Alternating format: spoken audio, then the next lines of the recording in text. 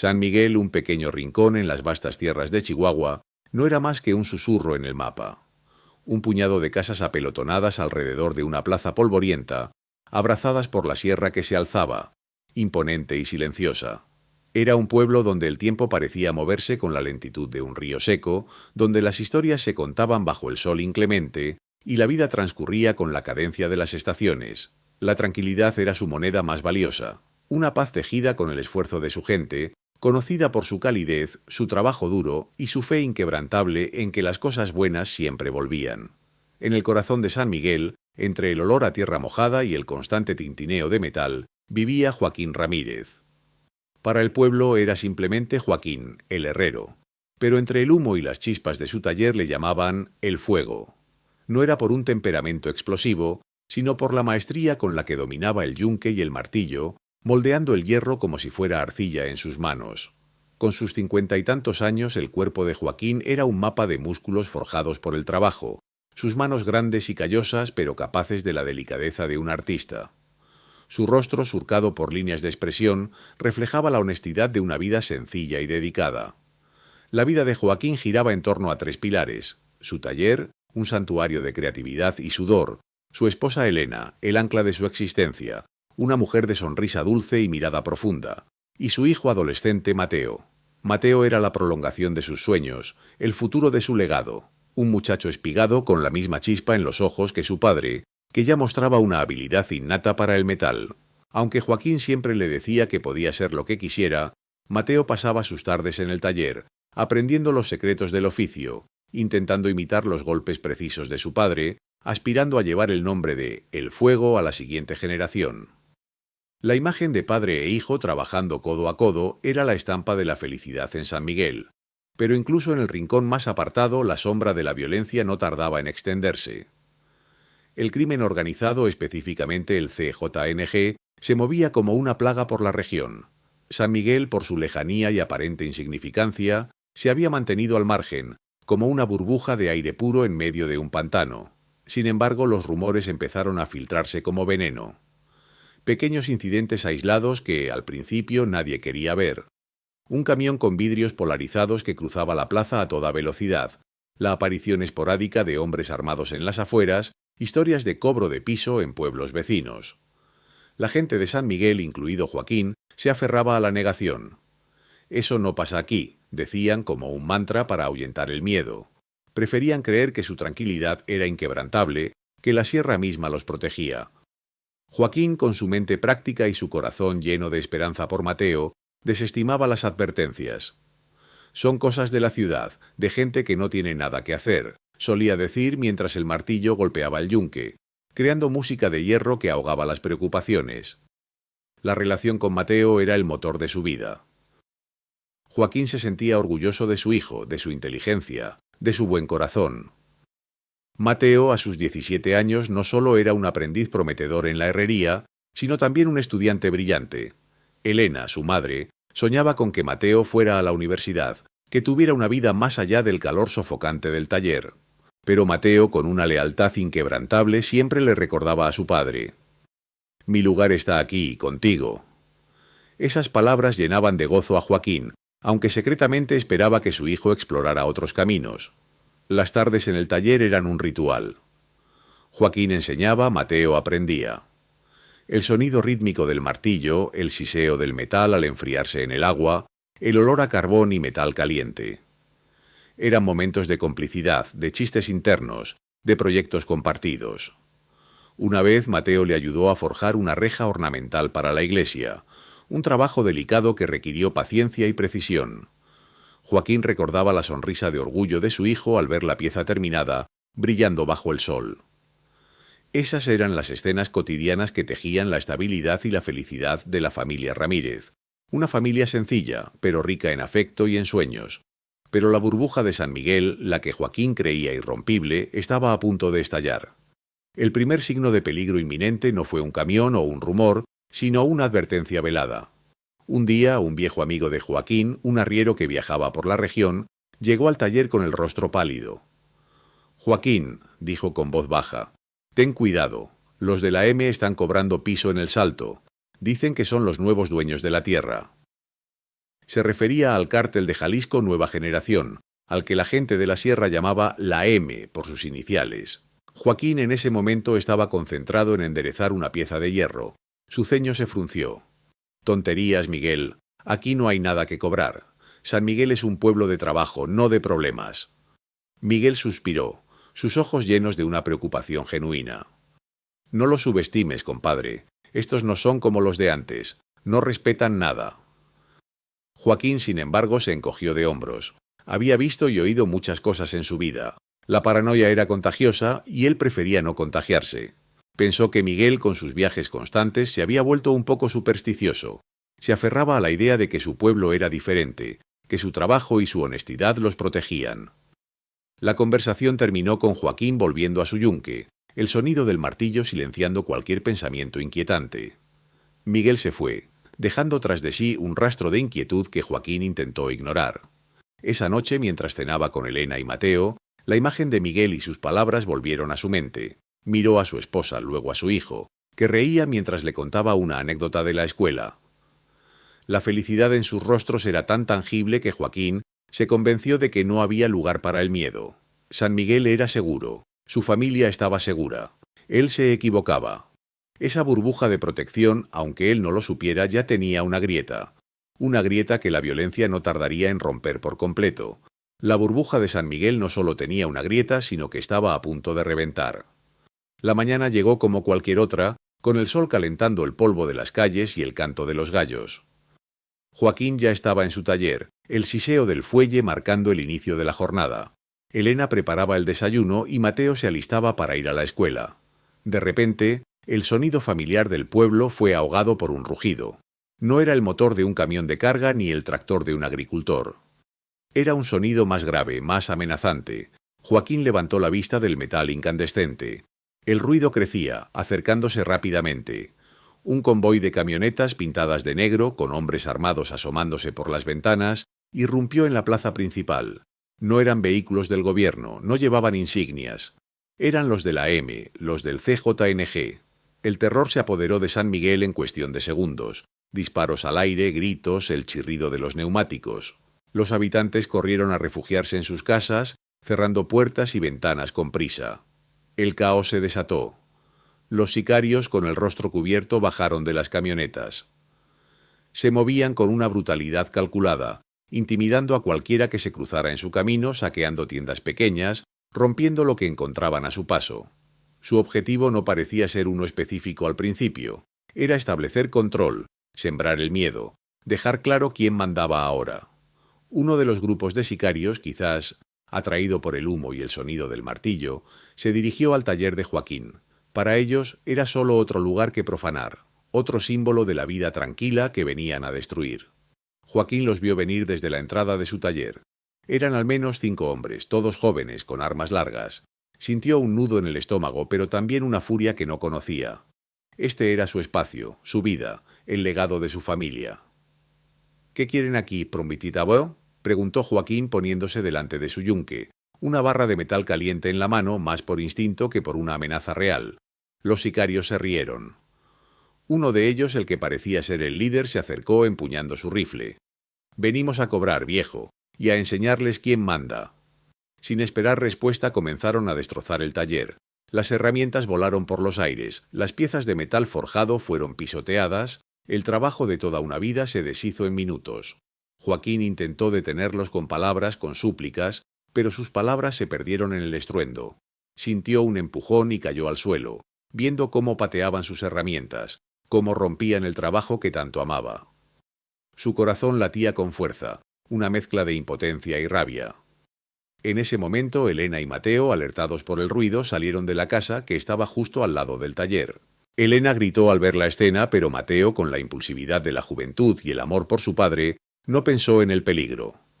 Vio a su padre en el suelo, vio cómo destrozaban su taller. «Déjenlo en paz», gritó Mateo dando un paso adelante. Fue un acto instintivo, un intento desesperado de proteger a su padre y lo que era suyo. El líder de los sicarios se giró, irritado por la interrupción. No hubo palabras, no hubo advertencia, solo el sonido seco de un disparo. El cuerpo de Mateo se desplomó al suelo, sin vida, ante los ojos de sus padres. El tiempo se detuvo para Joaquín. El ruido, los gritos, todo se volvió lejano. Solo existía Mateo tendido en el suelo, su sangre tiñendo el polvo. Elena soltó un grito desgarrador, una mezcla de dolor y horror que resonó en el silencio que siguió al disparo. Los sicarios, satisfechos con su demostración de poder, se rieron y se subieron a sus camionetas, dejando atrás un rastro de destrucción, terror y una vida destrozada. Joaquín se arrastró hacia su hijo. Lo tomó entre sus brazos, el calor de la vida abandonando el cuerpo de Mateo. No podía creerlo, no podía ser real. Su hijo, su esperanza, la continuación de su legado, se había ido en un instante. Intentó hablar, pero las palabras no salían. Solo un gemido ahogado se escapó de su garganta. Elena se arrodilló a su lado, abrazando el cuerpo inerte de su hijo, sus lágrimas cayendo sobre el rostro pálido de Mateo. Poco a poco, los vecinos, con miedo, salieron de sus casas. Vieron la escena, el taller destrozado, Joaquín sosteniendo a Mateo, Elena llorando sin consuelo. La impotencia era palpable en el aire. Nadie se atrevió a acercarse de inmediato. El miedo y la tristeza se extendieron como una plaga. San Miguel había perdido su inocencia ese día. El entierro de Mateo fue sombrío. Un pequeño grupo de vecinos, los pocos que se atrevieron a desafiar el ambiente de terror, acompañaron a Joaquín y Elena. El silencio era pesado, solo roto por los sollozos de Elena. Joaquín no lloró. Sus ojos estaban secos, pero en ellos se había encendido una chispa, un fuego diferente al de su fragua, un fuego frío, implacable. Mientras bajaban el pequeño ataúd a la tierra, Joaquín miró la tumba de su hijo. No había lágrimas, no había lamentos. Solo una determinación férrea, absoluta. Cuando todos se fueron, Joaquín se quedó solo frente a la tumba, arrodillado en la tierra recién removida. El sol se ponía tiñendo el cielo de tonos rojizos. El viento soplaba suavemente, pero la calma no llegaba a su corazón. En ese momento no era el herrero afable, el padre amoroso. Era el fuego, pero no por su habilidad con el metal. Era el fuego de la venganza que había comenzado a arder en su interior. El pueblo, sin saberlo, temía lo que esto significaba. Temían al hombre que había perdido todo, porque un hombre sin nada que perder es el más peligroso de todos. La vida de Joaquín Ramírez, el herrero de San Miguel, había terminado. Había nacido otra cosa, algo oscuro y decidido, forjado en el dolor y la pérdida. Joaquín se retiró del mundo. Su taller, antes un lugar de bullicio y creatividad, se convirtió en un santuario oscuro y silencioso, un espacio donde el metal ya no se doblaba para crear belleza, sino para forjar un propósito sombrío. Elena intentó acercarse, intentó ofrecer consuelo, pero su esposo era un fantasma. Sus ojos, antes cálidos y llenos de vida, ahora miraban a través de ella, fijos en un punto distante que solo él podía ver. Hablaba poco, comía menos, y sus noches las pasaba en vela, con el único sonido de los golpes rítmicos de su martillo, no en el hierro caliente, sino en el yunque de su propia alma. El luto de Joaquín no se manifestó en lágrimas, sino en una quietud aterradora. Había una determinación fría en cada uno de sus movimientos. Mientras el pueblo intentaba recuperarse del trauma, Joaquín observaba. Se escondía en las sombras escuchando los rumores, los susurros de dónde se movían los hombres del CJNG. ¿Cuáles eran sus patrones, sus puntos de reunión? Su mente, antes dedicada a las complejidades de las aleaciones y las formas, ahora analizaba rutas, tiempos, debilidades. Cada detalle, cada pequeña pieza de información era guardada, clasificada, parte de un plan que se gestaba en el silencio de su dolor. El taller, antes lleno de herramientas para la herrería tradicional, comenzó a transformarse. Joaquín no buscaba armas de fuego, no era un soldado. Era un herrero y usaría sus habilidades. Pasaba horas estudiando los manuales de su padre, libros viejos sobre la combustión, la presión, la química básica. Modificaba sus herramientas, las afilaba de nuevas maneras, les añadía pesos, ganchos, creaba objetos que no tenían un nombre, pero que en su mente tenían un propósito claro: infligir daño, crear caos, sembrar terror en aquellos que se lo habían quitado todo. Sus manos, callosas por años de trabajo, ahora trabajaban con una precisión quirúrgica, forjando cuchillas rudimentarias pero mortales, puntas de metal capaces de perforar la carne, y dispositivos que combinaban el fuego y el impacto de maneras inesperadas. No solo se limitó a su taller.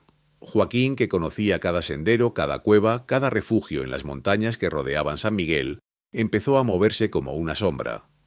Observaba los convoyes del CJNG, sus patrullas. Anotaba las matrículas de los vehículos, los rostros de los sicarios, los horarios en que pasaban por ciertos puntos. Hablaba con viejos conocidos, pastores, leñadores, gente que vivía en los márgenes de la sociedad y que, sin saberlo, le proporcionaban piezas cruciales de su rompecabezas. Les preguntaba sobre gente nueva en la zona, sobre movimientos extraños. Su reputación como hombre de bien le abría puertas, y su dolor era tan palpable que nadie dudaba de sus intenciones, aunque tampoco se atrevían a preguntar. Aunque no era un hombre de guerra, Joaquín sabía que su cuerpo debía estar a la altura de su mente. Empezó a entrenar en secreto.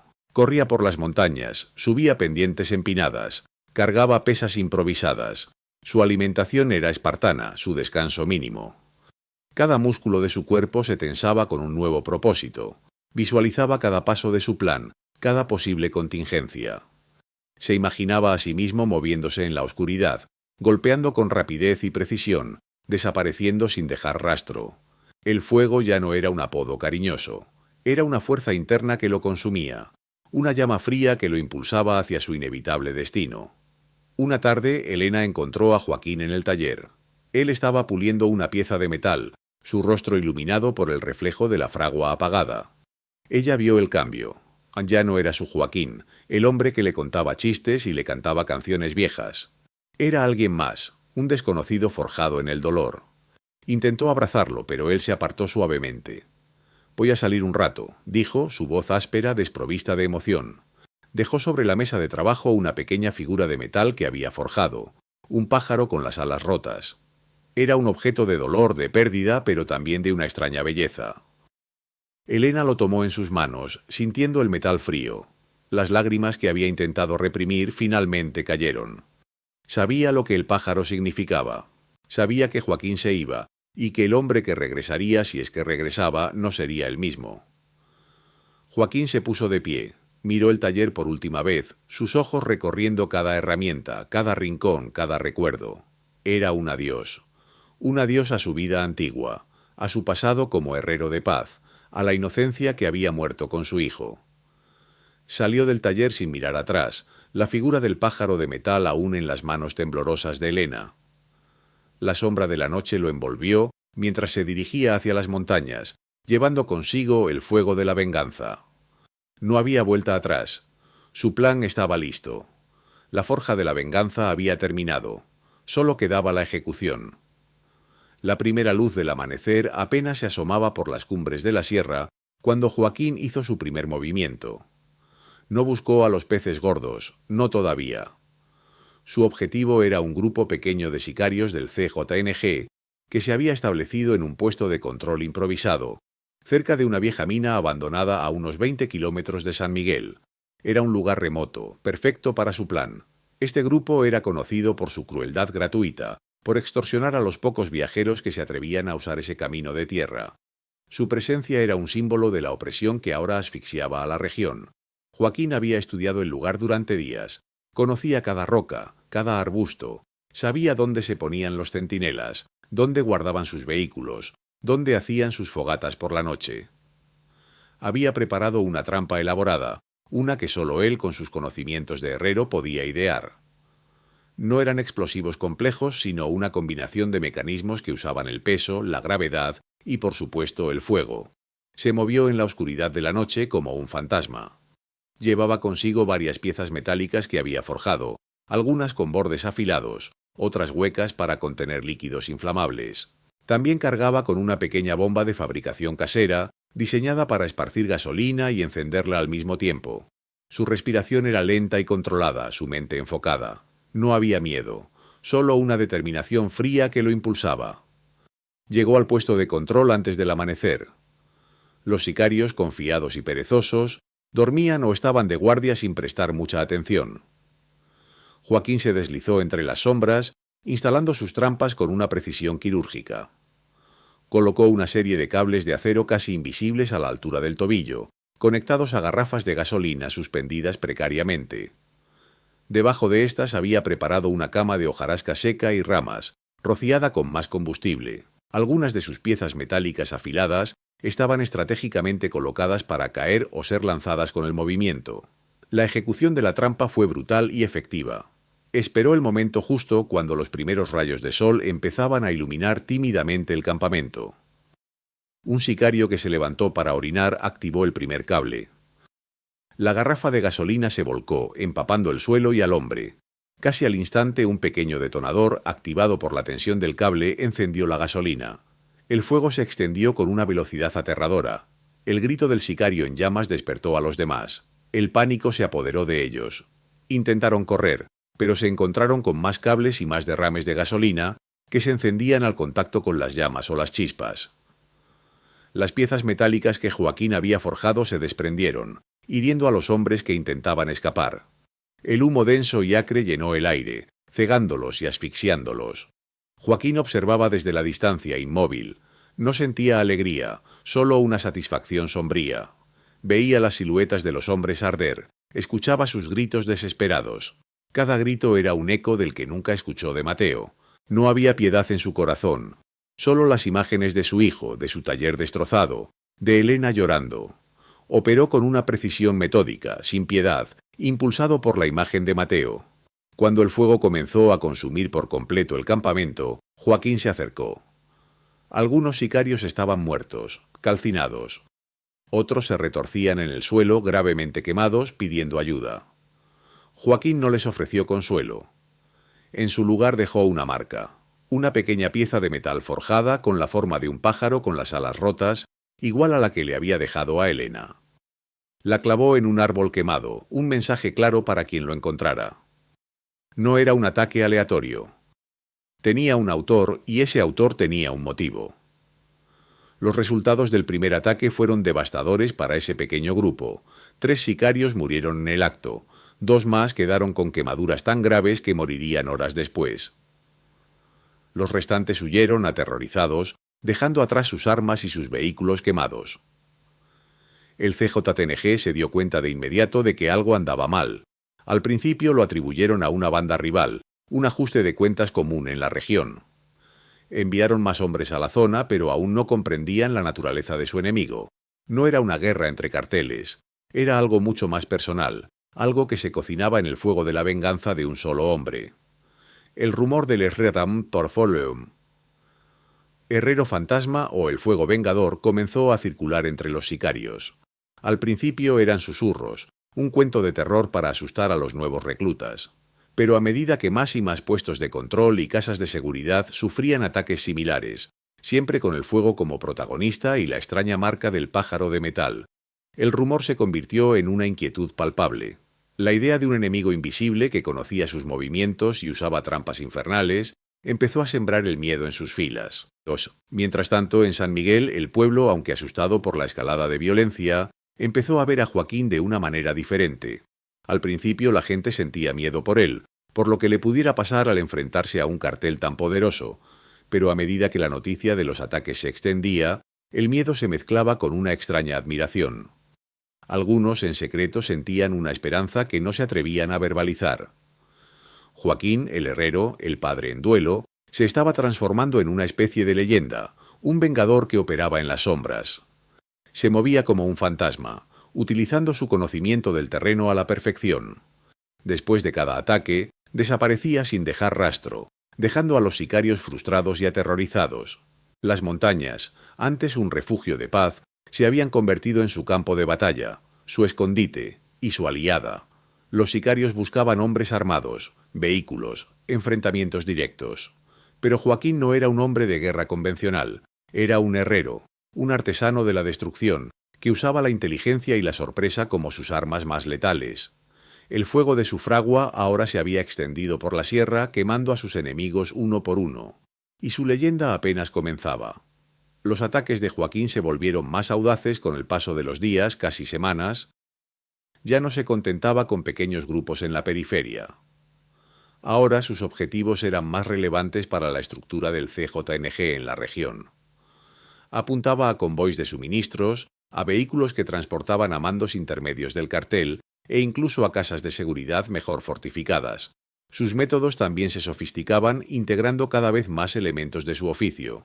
El fuego seguía siendo su firma, pero ahora lo combinaba con explosivos improvisados, fabricados con el mismo ingenio con el que antes forjaba herramientas. Usaba trampas mecánicas que activaban dispositivos incendiarios o que provocaban derrumbes controlados en los caminos. Una noche, un convoy de 3 camionetas blindadas que se dirigía a un punto de reunión importante fue emboscado.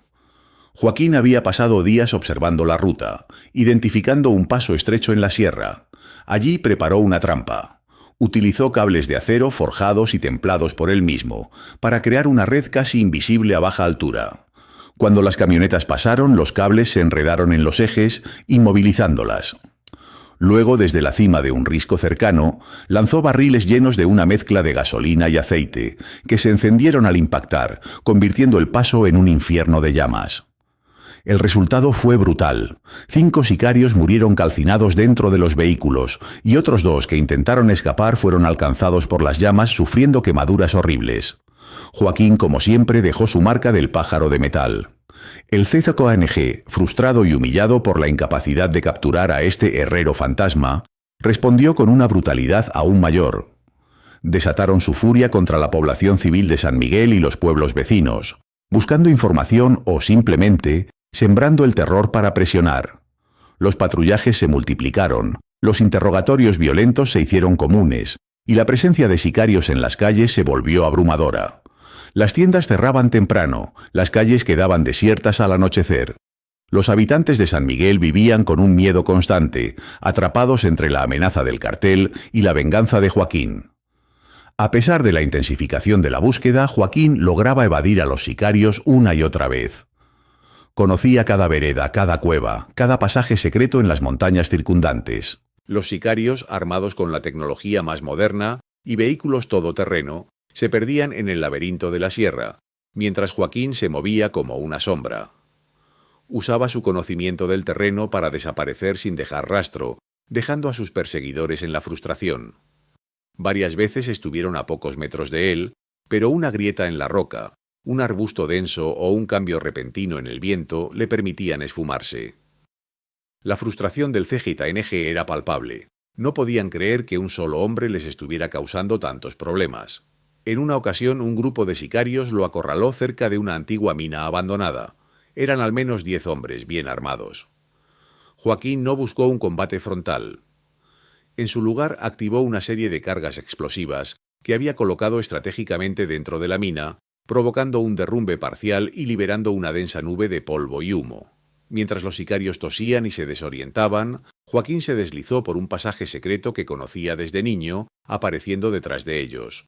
Utilizando una lanza improvisada con una punta de metal al rojo vivo, atacó en la confusión, hiriendo a varios antes de volver a desaparecer en la oscuridad.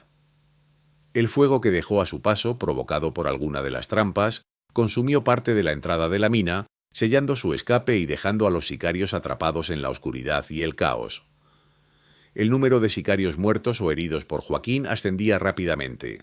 La contabilidad interna del cartel mostraba una pérdida significativa de hombres en la región, algo inaudito para un solo enemigo. Esto generó pánico y desmoralización dentro de sus filas. Los reclutas jóvenes que antes veían al CZNG como una fuerza invencible, ahora susurraban historias de El Fuego, un demonio que emergía de las sombras para quemar a sus enemigos. Los líderes del CZNG, que antes habían desestimado la amenaza, ahora se daban cuenta de que se enfrentaban a un enemigo inusual y formidable. No era un rival tradicional, sino una fuerza de la naturaleza, impulsada por una sed de venganza que no entendían. La leyenda de El Fuego se extendía más allá de San Miguel, convirtiéndose en un verdadero dolor de cabeza para el cartel, afectando su moral y su reputación.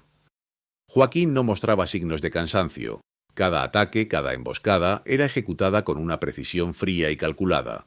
Su cuerpo, antes el de un herrero trabajador, se había endurecido por las noches en la sierra y la tensión constante.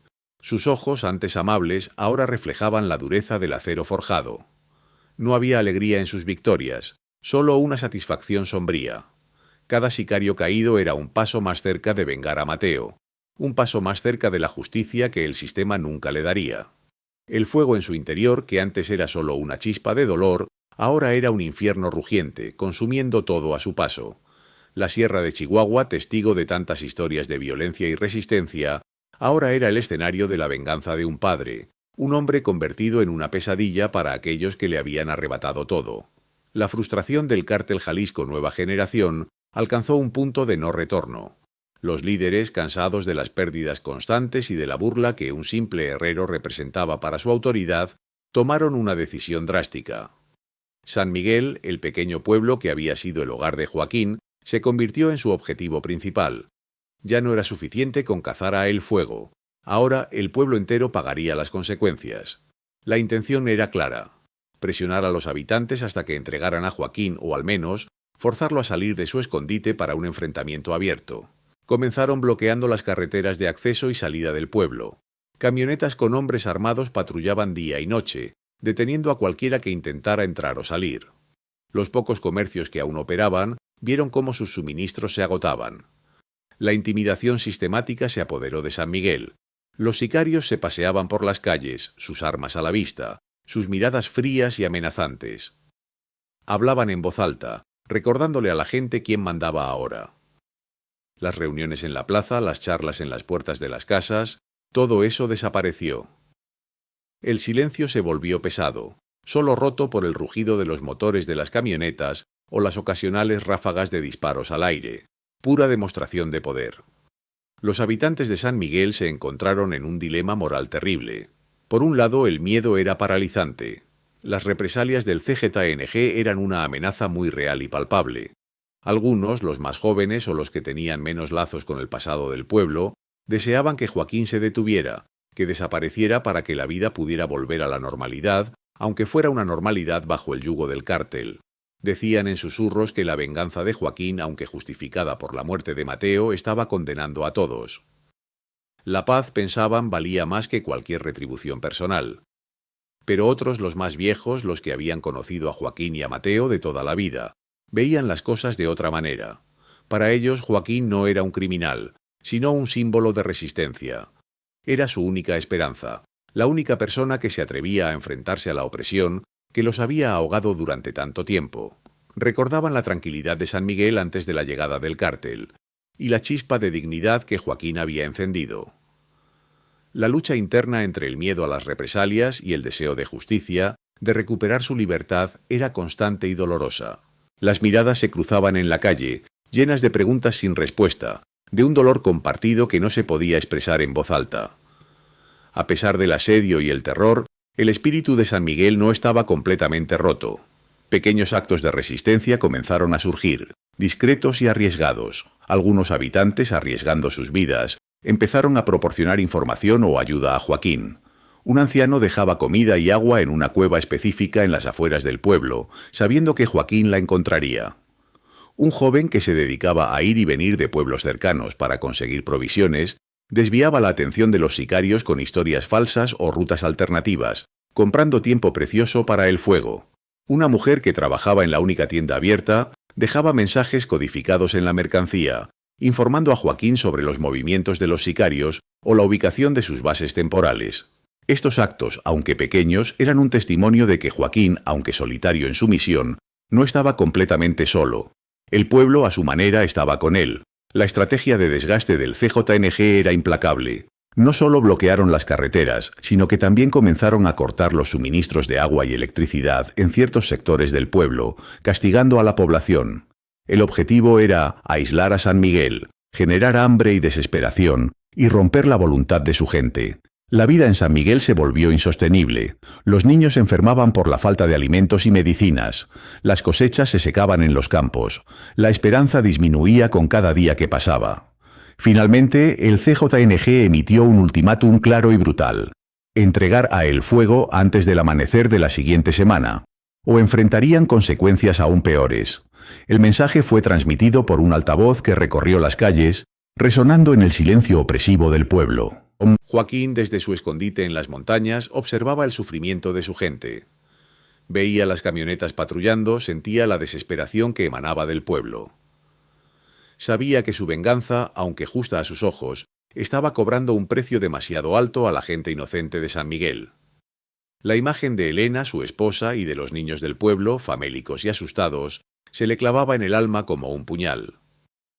Debía tomar una decisión crucial. Continuar su lucha en solitario, sabiendo que cada ataque suyo solo intensificaría el sufrimiento del pueblo, o sacrificar su objetivo personal para proteger a San Miguel. Se sentó en silencio en la oscuridad de una cueva, el frío de la roca calando en sus huesos. La mirada de Joaquín se posó en un pequeño medallón que siempre llevaba consigo, el mismo que le había regalado Mateo en su último cumpleaños. En él estaba grabada una pequeña fragua, el símbolo de su oficio y del futuro que le habían arrebatado. La imagen de Mateo sonriendo se superpuso a la de los sicarios que lo habían matado. La determinación que nunca lo había abandonado se reforzó en su interior.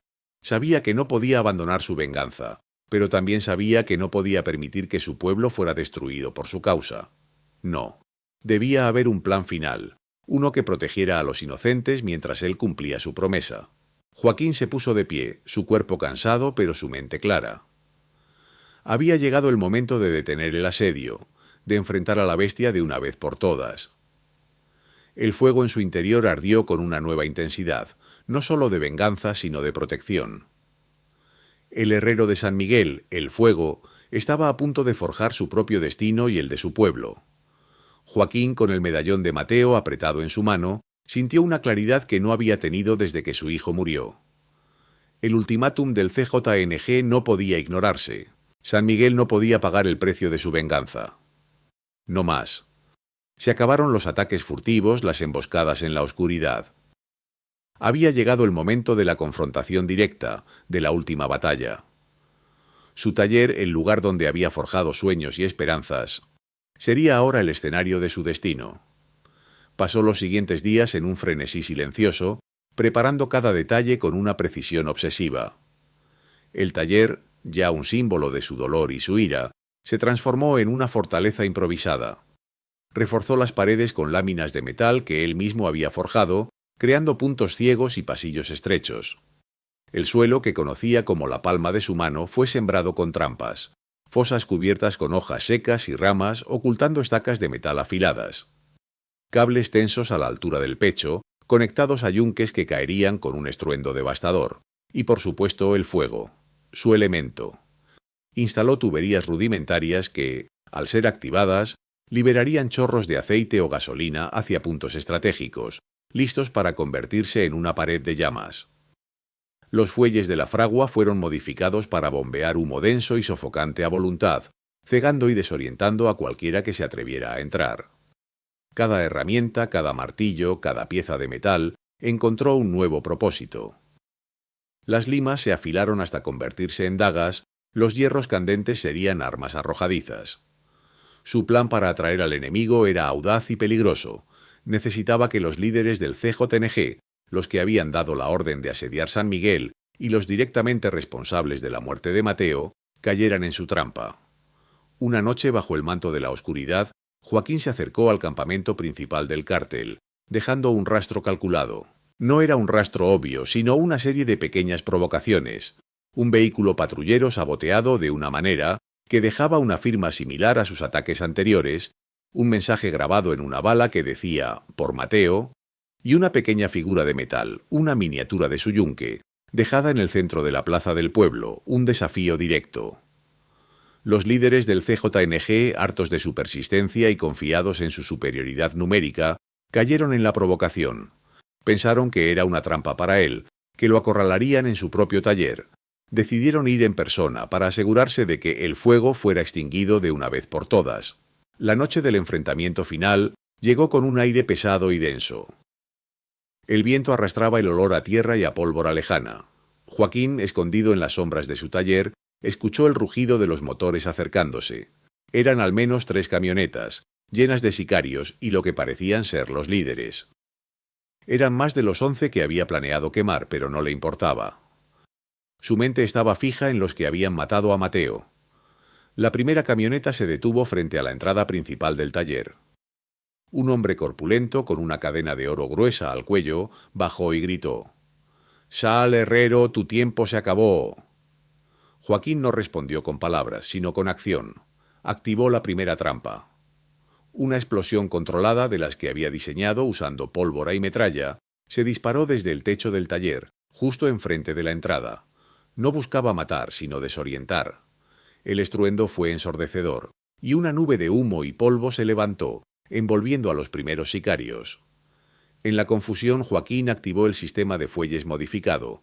Un humo denso y picante comenzó a emanar de las rejillas del suelo, llenando el taller y la zona de entrada. Los sicarios tosían, sus ojos ardían. No podían ver. Entonces el fuego. Con un movimiento de una palanca, Joaquín liberó el aceite. Se extendió rápidamente por el suelo y con un mechero improvisado encendió la trampa. Las llamas se levantaron creando una barrera infernal entre él y los invasores. Los gritos de los sicarios se mezclaron con el crepitar del fuego. Algunos intentaron retroceder, solo para caer en las fosas con estacas, sus cuerpos empalados. Otros, cegados por el humo, tropezaron con los cables, activando los yunques que caían con fuerza brutal, aplastando cráneos y huesos. Joaquín se movía como una sombra entre las llamas y el humo, un espectro vengador. No usaba armas de fuego, sino sus herramientas. Un martillo pesado se estrelló contra la cabeza de un sicario que intentaba cruzar una pared de fuego. Una lima afilada se hundió en el cuello de otro que había logrado evitar una trampa. El calor era insoportable, el olor a carne quemada, nauseabundo. Pero Joaquín no sentía nada más que la furia fría que lo había impulsado todos esos días. Buscó a los que habían estado allí el día que Mateo murió. Los reconoció por sus rostros incluso en la penumbra y el caos.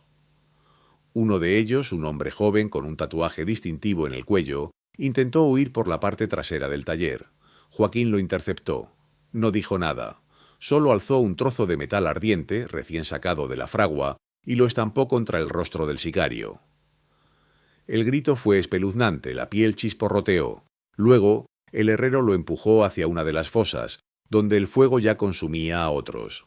Otro de los responsables, un tipo fornido que había pateado a Mateo, intentó dispararle, pero la escopeta se atascó por el calor y el humo. Joaquín le arrojó un balde de aceite, y antes de que el hombre pudiera reaccionar, lanzó una antorcha. Las llamas lo envolvieron al instante. El taller se había convertido en un infierno. Las paredes de metal se calentaban hasta el rojo vivo, el techo crujía. 11 sicarios, los que había identificado como los más implicados en la muerte de su hijo, yacían muertos o gravemente heridos, consumidos por el fuego o las trampas de metal. Sus cuerpos, retorcidos por el dolor, eran testimonio de la venganza de un padre.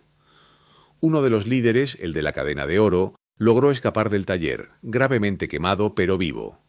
Joaquín lo vio tambalearse hacia una de las camionetas restantes. No lo persiguió. Su objetivo principal estaba cumplido. Joaquín, aunque victorioso, sentía cada golpe, cada quemadura, cada herida. Su cuerpo dolía, sus pulmones ardían por el humo. La visión de la destrucción era abrumadora. El olor a carne quemada, el eco de los gritos de agonía, todo se mezclaba en una sinfonía macabra. Se apoyó contra una pared ennegrecida, sintiendo el calor que emanaba de ella, un calor que ya no le era ajeno. Su venganza estaba consumada, lo había logrado, pero al mirar a su alrededor, a la devastación que había causado a los cuerpos calcinados de sus enemigos, no sintió la paz que había anhelado, solo un vacío inmenso. La realización de que la venganza, aunque satisfecha, era un camino solitario y devastador. Había quemado a sus enemigos, pero también se había quemado a sí mismo en el proceso. La promesa a Mateo estaba cumplida. ¿Ahora qué? El silencio que siguió a la tormenta fue tan ensordecedor como el fragor de la batalla. El amanecer se abría paso tímidamente por el horizonte, tiñendo el cielo de tonos anaranjados y grises, pero sobre San Miguel una densa columna de humo negro ascendía, marcando el lugar de la tragedia. El taller de Joaquín, que antes vibraba con el sonido del metal golpeado y el chisporroteo de la fragua, ahora era un esqueleto carbonizado, una tumba ardiente para los que se atrevieron a profanarlo. Los cuerpos de los sicarios, 11 en total, yacían esparcidos entre los restos humeantes. Algunos irreconocibles, otros con las facciones distorsionadas por el horror de sus últimos momentos. El olor a carne quemada se adhería al aire, pesado y nauseabundo, una marca imborrable de lo que había ocurrido. Joaquín se alejó del infierno que había creado. Sus pasos eran lentos y pesados, cada movimiento una agonía. La ropa hecha jirones, la piel cubierta de hollín y pequeñas quemaduras. La herida en su costado, producto de un roce con una bala, ardía con cada respiro. Pero a pesar del dolor físico, una extraña calma lo envolvía. La furia que lo había consumido durante semanas, que había sido su motor y su guía, se había disipado, dejando un vacío inmenso. Había cumplido su promesa, había vengado a Mateo. Pero el acto de venganza no había traído la paz que esperaba, solo un cansancio profundo, un agotamiento del alma. Se adentró en los laberínticos senderos de la sierra, que también conocía, buscando refugio en la soledad de las montañas. Las primeras luces del día revelaron el horror a los habitantes de San Miguel. El humo y el hedor a quemado los despertaron, y el temor se apoderó de todos. Cuando los más valientes se acercaron al taller, lo que encontraron los dejó sin aliento. Un escenario dantesco, más allá de lo que cualquiera hubiera podido imaginar. Los cuerpos, las trampas, la devastación. Rápidamente la noticia se extendió como un reguero de pólvora por el pueblo. Las autoridades llegaron horas después, alertadas por el rastro de destrucción que había dejado el líder del CJNG, que logró escapar del taller, pero su llegada fue tardía. Se encontraron con una escena que desafiaba toda explicación lógica, un acto de barbarie y justicia primitiva a la vez. No había testigos, solo los restos de una batalla unilateral. San Miguel estaba a salvo, al menos por ahora. El CJNG no volvería a pisar esas tierras con la misma impunidad. Pero el costo había sido inmenso. No solo la vida de Mateo, sino también la de Joaquín, el herrero afable y querido por todos. Los habitantes, al principio asustados por la brutalidad del acto, comenzaron lentamente a comprender la magnitud del sacrificio. La figura de Joaquín, el fuego, se transformó de inmediato en una leyenda.